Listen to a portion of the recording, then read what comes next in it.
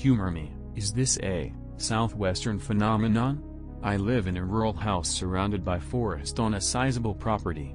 Think there's any skinwalkers prowling about? Forgot to add, the thing is I live in Tennessee. Any people in the southeast have stories to share? It's told that they are found a lot where there are or used to be native tribes living on the land. So it's pretty much spread out across the US. That doesn't mean there aren't tales of it other places, because there are many stories of skinwalkers around the world. Yep, from Florida. 18, hanging out with my older bro and a good friend of ours. Drinking beer and listening to music all day. Go to gas station to get more beer around 2 AM, pretty much deserted except for one other truck. Friend goes to get the beer. Comes back to the car with some guy claiming to know us. Me and my bro looked the guy over. His back was turned toward the light, so his face was a little hard to see, but from what I could tell, skinny as fuck, deep scar tissue and pot marks on his face, pale as shit, blonde hair plus blue eyes, crooked nose, like it had been broken before. He ignores me, looks right at my brother and says, "You don't remember me? It's Josh." Everything gets a little hazy for me at this point. Felt like I was in a semi-dream state. My bro and our friend both comment later about having the same sensation. My bro shakes his head. "Oh yeah man, how you been? It's been fucking forever." I still don't recognize him. He talks to my bro and our friend for about 10 minutes, telling old stories about their high school days. Mentions he's living with some older chick a few miles down the road, just bought a new guitar and is working at some car lot. He completely leaves me out of the conversation. But every once in a while he glances over at me. Coldest fucking stare ever.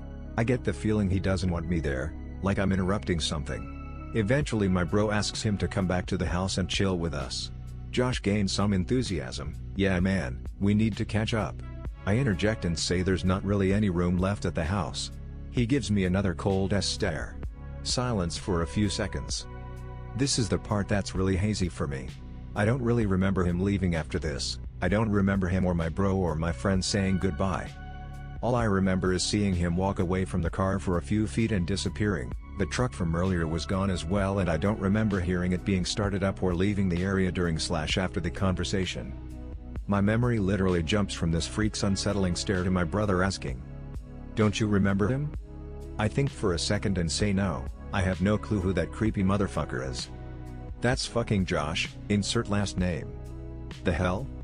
I know the guy. I'd known him for about 3 years and had seen him as early as 6 months before this time.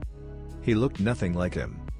Everything about him was different: hair color, eye color, facial fucking features, skin tone, even his fucking height. We try to rationalize it by saying he must be sick or on some hardcore drugs. We all forget about it until about 2 weeks later. My brother came back home one day. He had seen Josh again. He looked exactly how we remembered him, nothing like the guy we had talked to in the gas station parking lot. He told my brother about his new older girlfriend, his new guitar and his new job. My bro freaked out and mentioned bumping into him at the gas station a couple weeks ago. Josh had no idea what the fuck he was talking about. I don't know who the fuck that creep was, I don't want to see him again, and I don't want to know what would have happened if the thing ended up coming back home with us.